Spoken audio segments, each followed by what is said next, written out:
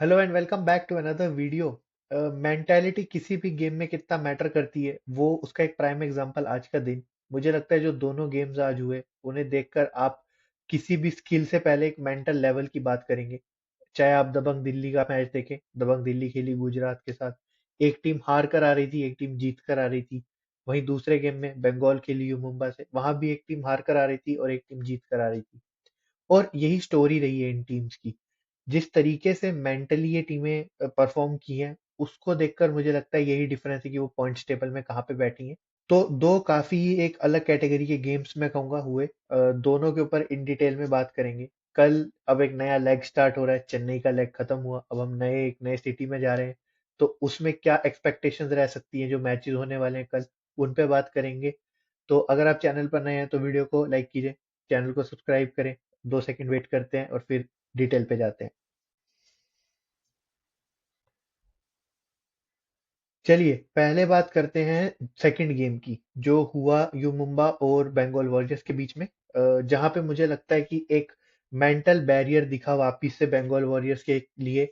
और वो उनके सीजन की स्टोरी भी रही है, जिस तरीके से वो एक मैच जीतते हैं फिर अगले मैच में उस परफॉर्मेंस को रेप्लिकेट नहीं कर पाते हैं। वही रीजन है कि वो टेबल में उतना ज्यादा स्ट्रगल किए हैं अब तक इस सीजन।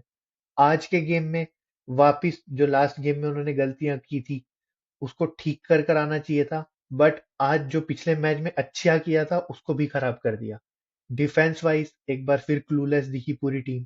क्या करना है, किस प्लेयर को कैसे परफॉर्म करना है, कोई क्लैरिटी नहीं है। आज फिर से पूरे हाफ में एक टैकल पॉइंट। उसके बाद सेकंड हाफ में अगर मैं देखूं, बहुत ही अच्छा एक कमबैक किया। रेडर्स ने आपको गेम में बनाए रखा, डिफेंस भी सेकंड हाफ में काफी हद तक खेलता हुआ दिखा। लेकिन जब आप किसी गेम में यू मुंबई जैसी टीम जिसके पास अच्छे रेडर हैं, रिदम में रेडर्स हैं, उनके सामने अगर आप पूरे हाफ में एक टैकल पॉइंट लेते हैं तो वो उतनी लीड कंसीड कर लेते हैं आपकी, उसको ब्रेक करने के लिए आपको एक एक्स्ट्रा ऑर्डिनरी एफर्ट चाहिए। और अब मुझे लगता है थोड़ा सा दो गेम से देवांग की फॉर्म उस तरह से डिप हुई है जिस तरीके से किसी भी रेडर की होती है। कोई ऐसा स्पेशल केस नहीं है, क्योंकि हर गेम में वो 25 पॉइंट नहीं लेके आएंगे, वैसा आप एक्सपेक्ट नहीं करेंगे उनसे। तो आज भी उन्होंने अपना अपनी तरफ से डिसेंट परफॉर्म किया, लेकिन डिफेंस का ना परफॉर्म करना फर्स्ट हाफ में बिल्कुल ही, मैं कहूंगा क्लोज गेम उनका। कोई दिख नहीं रहा था कैसे होने वाला है।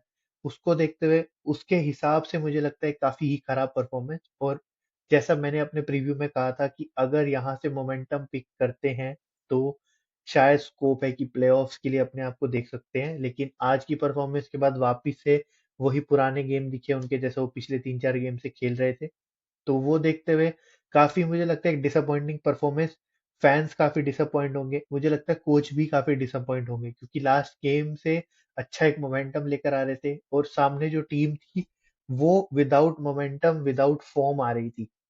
यू मुंबा जिस टीम का डिफेंस ना फॉर्म में है ना रिदम में है, वो आज भी उसी तरीके से दिखा। आज वो एक रेडिंग मास्टर क्लास मैं कहूंगा, जिस तरीके से अजीत ने रेडिंग की, दीप ने रेडिंग की, उन्होंने इंडिविजुअल लेवल पर इतना अच्छा परफॉर्म किया कि आपके डिफेंस को आज फिर से आपने एक तरह से ओवर शेडो कर दिया। वहीं पे डिफेंस ने भले ही बेकार परफॉर्म किया, लेकिन एक खिलाड़ी सुनील वापिस से आज फॉर्म में दिखे, वो पुराना एक पुराना रिदम दिखा उनका। तो वो देखकर अच्छा लगा कि एटलीस्ट कैप्टन अगर फॉर्म में है तो वो अब अपनी टीम को उस तरीके से मोटिवेट कर सकते हैं शायद में भी आने वाले गेम्स में। और आज एक कंसोलिडेटेड परफॉर्मेंस मैं कहूंगा।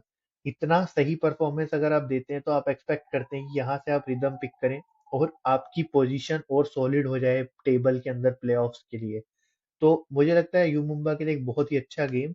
वहीं बंगाल वॉरियर्स वापिस से वही पुरानी कहानी कि एक मैच अच्छा करते हैं फिर खराब करते हैं। अब अगले मैचेस में क्या करना है वो थोड़ा सा सीरियस होना होगा, क्योंकि अब सभी टीमें 13-14 गेम्स खेल चुकी हैं और अब गेम्स ज्यादा बचे नहीं है। कुछ ही टीमें जो मुझे लगता है 11 गेम खेले, बट वो बिल्कुल बॉटम की टीम्स हैं। अब उनके लिए एक एडवांटेज बन सकता है शायद वो 2 गेम में जो उनको भी एक्स्ट्रा खेलने हैं, शायद वहां पे वो सिचुएशन के अकॉर्डिंग खेल सकें। बट ऑलमोस्ट सभी टीमें 13-14 मैच खेल चुकी हैं। तो उसके हिसाब से आपके पास अब वही पोटेंशियल 8 या 10 पॉइंट बचे हैं, जिसमें से आप मैक्सिमम लेना चाहेंगे। उसको देखते हुए मुझे लगता है बंगाल चाहेंगे कि अपनी चांसेस मैक्सिमाइज करें। वहीं पे जो पहला गेम हुआ था जहां पे दबंग दिल्ली खेले गुजरात टाइटंस के साथ, मुझे लगता है एक क्लियर एग्जाम्पल की मेंटेलिटी कितना ज्यादा गेम प्ले करती है किसी भी स्पोर्ट के अंदर। वहां पर आप देखिए दबंग दिल्ली पिछला गेम एक टेक्निकल एरर की वजह से हारे, या आप कह सकते हैं थोड़ा अपने प्लेयरों की गलती से हारे, लेकिन उसको ओवरनाइट रेक्टिफाई किया और एक कंप्लीट परफॉर्मेंस वापस से पुट ऑन की। और मुझे लगता है ये गेम स्पेसिफिकली मैं बात करूंगा सब्स्टिट्यूट प्लेयर्स के बारे में, जिस तरीके से सब्स्टिट्यूट प्लेयर्स आए दोनों ही तरफ। अगर आप देखें अक्षित आए दबंग दिल्ली के लिए एक बहुत अच्छा सुपर 10, और इस तरीके के परफॉर्मेंसेस देखकर कोच इसलिए भी खुश होंगे क्योंकि आपका मेन रेडर नहीं है, बट आपके सब्स्टिट्यूट प्लेयर्स आकर परफॉर्म कर रहे हैं, और उन्होंने जिस तरीके से रेडिंग की है 6-7 रेड में 10-12 पॉइंट इकट्ठे कर लेना, वो एक एक्स्ट्रा ऑर्डिनरी परफॉर्मेंस ही काउंट होती है, क्योंकि उतना आसानी से आप किसी बेंच प्लेयर को इतने पॉइंट्स इकट्ठे करते देखते नहीं है। तो वो परफॉर्मेंस प्लस दूसरी साइड गुजरात के लिए हिमांशु, मुझे लगता है उनकी टीम में इतने हिमांशु हैं कि आप कैसे क्लैरिफाई करते हैं वो कोच ही जानते हैं, क्योंकि आज भी देखिए 2 हिमांशु एज़ अ सब्स्टिट्यूट आए और उन दोनों ने गुजरात को एकदम गेम में एक रिदम दे दी और गेम में बना दिया। और दोनों की अच्छी परफॉर्मेंस, काफी पॉइंट उन्होंने लिए, ऑलमोस्ट 20 पॉइंट लिए दोनों ने।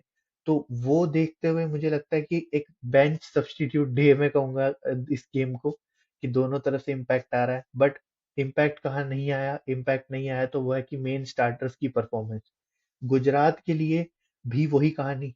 आप फर्स्ट हाफ में डिफेंस वाइज काफी सॉलिड थे, डिफेंस में आपने बहुत सही से गेम चला रखा था, बट सेकंड हाफ जैसे ही आया दबंग दिल्ली एक बार फिर वो डिफेंसिवली सॉलिड दिखी, और उन्होंने फोर्स किया कि अगर रेडर्स नहीं करते तो क्या डिफेंस कर सकता है, और डिफेंस पुश करेगा, जो नहीं हुआ।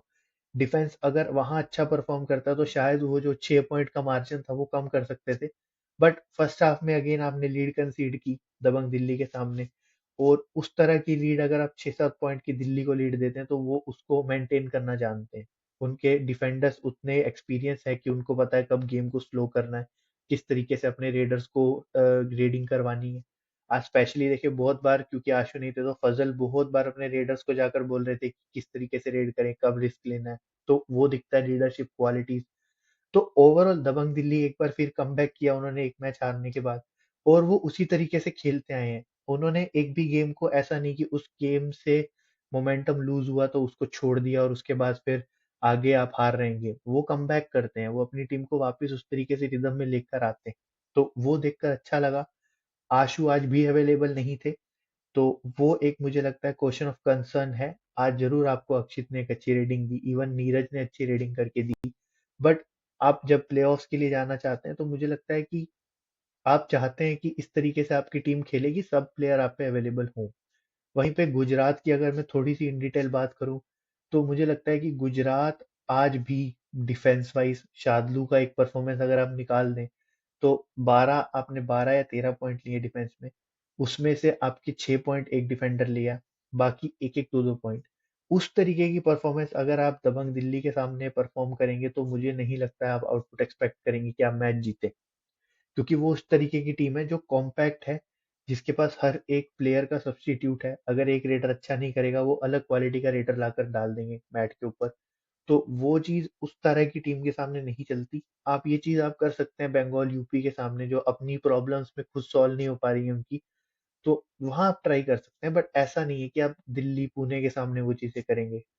बट ओवरऑल मुझे फिर भी लगता है कि गुजरात टाइटंस इस परफॉर्मेंस से काफी कुछ पॉजिटिव्स भी लेकर जाएंगे, जैसे बेंच से आकर हिमांशु का परफॉर्म करना। और मैं तो हिमांशु कहूंगा क्योंकि बहुत दो हिमांशु है, एक एक स्टार्टिंग में भी है। ऑब्वियसली डिफेंस का ना चलना एक बड़ा नेगेटिव है, बट पिछले गेम में आप जीते थे, अब आप एक क्लोज गेम हारे हैं और आप अच्छी टीम से हारे हैं फाइट बैक कर कर।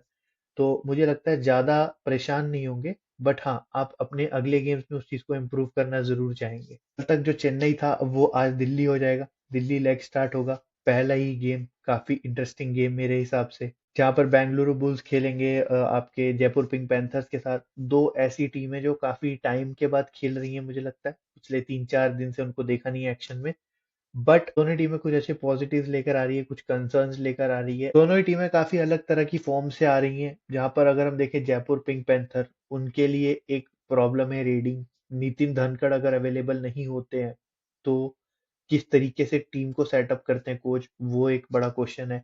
क्योंकि लास्ट गेम में अगर आप देखेंगे तो डिफेंस काफी अच्छा परफॉर्म किया था, और जिस तरीके का परफॉर्मेंस डिफेंस ने दिया था उसको कॉम्प्लीमेंट करवाना चाहते हैं आप अपनी रेडिंग से, बट वहां पर अगर देखे तो कोई भी रेडर इवन 5 पॉइंट भी नहीं ले पा रहा था। आई और इवन पूरी टीम ने 7 या 8 रेड पॉइंट लिए थे पूरे गेम में। जो चीजें मैं डिफेंस के लिए बोलता हूँ टीमों को कि 3 या 4 पॉइंट डिफेंस में या 5 पॉइंट डिफेंस में लेना इनफ नहीं है मैच जीतने के लिए, वैसा ही मुझे लगता है सेम स्टोरी है अब रेडिंग में भी। आप सिर्फ डिफेंस पे रिलाई नहीं कर सकते, आपको डिफेंस उस तरह से परफॉर्म करके देगा तो आप चाहते हैं कि रेडर्स उसके ऊपर कॉम्प्लीमेंट करें, उस चीज को एनहेंस करें। और वहीं पे अगर आप देखेंगे तो अली सोमादी बहुत 2 गेम अच्छे खेले, उसके बाद एक कोल्ड गेम, बट वो आप एक्सपेक्ट नहीं करते अगर आपके पास मेन रेडर भी अवेलेबल नहीं है, वो आपके स्ट्राइक रेडर बन जाते हैं, उनसे आप एक्सपेक्ट करते हैं कि वो पॉइंट ले। वहीं पे मुझे लगता है दूसरी तरफ अगर आप उनका ओवरऑल परफॉर्मेंस देखें तो नितिन की अनअवेलेबिलिटी, नितिन धनखड़ और नितिन रावल दोनों, एक मेन डिफेंडर एक मेन रेडर बाहर, अगर वो दोनों अवेलेबल नहीं होते हैं तो मुझे लगता है प्रॉब्लम्स जयपुर के लिए अभी भी रहेंगी। क्योंकि जयपुर उस तरह की टीम है जो रिलाय करती है इन प्लेयर्स के ऊपर। वो ऐसा नहीं है कि आज कोई प्लेयर बोलेगा आज मैं स्टेप अप करता हूँ, मैं पॉइंट लेकर आता हूँ, मैं जिताता हूँ। वो नहीं दिखा है अभी तक। वो एक कलेक्टिव परफॉर्मेंस दिखती है। वहां पर नितिन की लीडरशिप जरूरी है और उस तरीके का परफॉर्मेंस निकलवाना पड़ता है आपको मैट पर आकर। वहीं पे दूसरी तरफ अगर मैं देखूं बेंगलुरु बुल्स, पिछला मैच वो भी जीत कर आए हैं, तो उनके अंदर भी एक वो कॉन्फिडेंस होगा, प्लस अब वो प्लेऑफ्स की तरफ देखेंगे तो और रूथलेस खेलना चाहेंगे।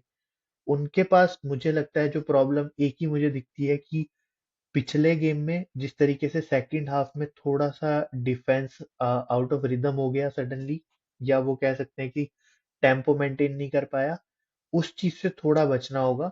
क्योंकि उनके पास रेडिंग वाइज प्रॉब्लम नहीं है, आकाश शिंदे भी वापस आ गए हैं तो उनकी रेडिंग वहां पर सॉर्टेड हो गई है। बट किस तरीके से वो परफॉर्म करते हैं बाकी प्लेयरों के साथ वो देखना जरूरी, प्लस वो किसकी जगह रिप्लेसमेंट पे आते हैं। क्योंकि अभी उनके पास वो ऑप्शन नहीं है कि आप उन्हें स्ट्रेट स्टार्टिंग 11 में डाल देंगे कि आप किसी बेंच प्लेयर को डाल रहे थे। अब उनको कहाँ फिट करती है टीम, वो एक बड़ा क्वेश्चन। उसके अलावा डिफेंस वाइज मुझे लगता है एक सॉलिड परफॉर्मेंस चाहिए आपको वापस से, ताकि आपके डिफेंस को कॉन्फिडेंस आए, आप उस तरीके से परफॉर्मेंस लाएंगे तो थोड़ा सा आप रिदम में जाना चाहते हैं प्लेऑफ्स के अंदर। और मैं इतना ज्यादा प्लेऑफ्स की बात इसलिए कर रहा हूँ क्योंकि प्लेऑफ भी अब डिक्लेयर हो गए हैं, 25th से आपके प्लेऑफ स्टार्ट हो गए हैं, तो अब कितने 2 हफ्ते बचे हैं। आप नहीं चाहते कि कोई प्लेयर इंजर्ड हो, कोई प्लेयर आउट ऑफ रिदम हो, वो जो हैं उनको आप चाहते हैं कि वो वापस गेन करें और वो उस तरीके से परफॉर्मेंस स्टार्ट करें। तो उसको देखते हुए मुझे लगता है कि इंपॉर्टेंट गेम आप जब थोड़े दिन बाद खेलते हैं तो वो थोड़ा रस्टी हो जाती है आपकी बॉडी, उस चीज को भी आप चाहेंगे कि वो प्ले में ना आए। वहीं पे दूसरा गेम जहां पर तमिल तलाइवास खेलेंगे पुनेरी पल्टन के सामने, वैसे अगर आप इन फॉर्म और in terms of on paper personalities comparison करेंगे तो इस गेम में मुझे लगता है एक बहुत बड़ा मार्जिन दिखेगा आपको दोनों टीम्स के अंदर, क्वालिटी वाइज और कॉम्पोजिशन वाइज मैं कहूंगा। बट आप रूल आउट नहीं कर सकते किसी भी टीम को।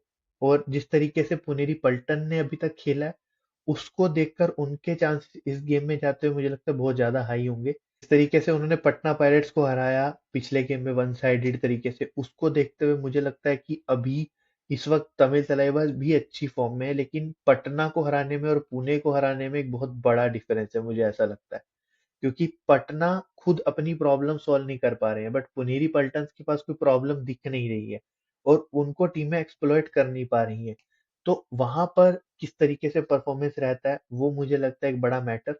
उस गेम में अगर प्लेयर वाइज देखूं मुझे लगता है कॉर्नर्स का गेम बहुत इंपॉर्टेंट होगा। विशाल भारद्वाज और गौरव खत्री दोनों ऐसे प्लेयर हैं जो गलतियां कम से कम करते हैं और अपनी टीम को चलाना जानते हैं। और अर्जुन देशवाल अगर मैं दूसरी तरफ बात करूं तमिल तलाइवा से, तो वो अभी रेड हॉट फॉर्म में है। वो 20-25 पॉइंट के गेम्स खेल रहे हैं पिछले 2-3 गेम से, तो उनकी फॉर्म बहुत अच्छी है। उसको देखते हुए मुझे लगता है कि इस गेम में कॉर्नर्स का रोल बहुत इंपॉर्टेंट हो जाएगा पुणे के लिए। इवन मैं कहूंगा कवर्स के लिए, कवर्स को उतना ज्यादा नहीं कहूंगा क्योंकि राइट कवर फिर भी अच्छा कर रहा है, बट लेफ्ट कवर पे गुरदीप प्रॉब्लम है। लेकिन राइट रेडर्स के साथ गुरदीप का उतना प्रॉब्लम मुझे दिखेगा नहीं। बट हाँ, अगर विशाल भारद्वाज एक अच्छा परफॉर्मेंस पुट करते हैं, अर्जुन को रोकेंगे, तो मुझे लगता है कि पुनेरी पल्टन के लिए एक easy to cruise victory. But हाँ, आप तमिल तलाइवास के गेम को चाहेंगे कि वो एलिवेट करें अपना गेम और हाई लेवल तक परफॉर्म करें। अदरवाइज अगर वो उसी तरीके से खेलते हैं जैसे वो पहला खेल रहे थे पटना से पहले, तो फिर मुझे लगता है कि पुनेरी पल्टन के लिए एक इजी गेम है ये जीत। ओवरऑल अगर मैं एज की बात करूँ तो मुझे लगता है जयपुर बेंगलुरु के गेम में मैं कहूँगा थोड़ा सा एज बेंगलुरु बुल्स को, क्योंकि जिस तरीके की टीम बेंगलुरु बुल्स की है और जयपुर की है, और जयपुर की जो प्रॉब्लम्स है उसको देखते हुए थोड़ा सा मुझे लगता है बेंगलुरु बुल्स को एज। वहीं पे दूसरे गेम में तो मैं कहूँगा श्योर शॉट पुनेरी पल्टन को ही एज रहेगा। वो टीम अभी तो मैं नहीं देख रहा हूँ तमिल तलैवास उनको हराते हुए, और वो एक अच्छा गेम हो सकता है क्योंकि वहां पर आपको रेडर्स भी मिलेंगे और डिफेंडर्स भी मिलेंगे, तो इट्स अ मिक्स कॉम्बिनेशन। तो वो देखना होगा किस तरीके से परफॉर्म करता है। बाकी आप लोगों को क्या लगता है कि दोनों टीमें दोनों गेम्स में क्या हो सकता है, कमेंट बॉक्स में जरूर बताएं, अपने प्रिडिक्शन ड्रॉप करें। अगर आपको वीडियो पसंद आया तो वीडियो को लाइक कीजिए, चैनल को सब्सक्राइब कीजिए, और बाकी वीडियोस के लिए stay tune and thank you so much for watching.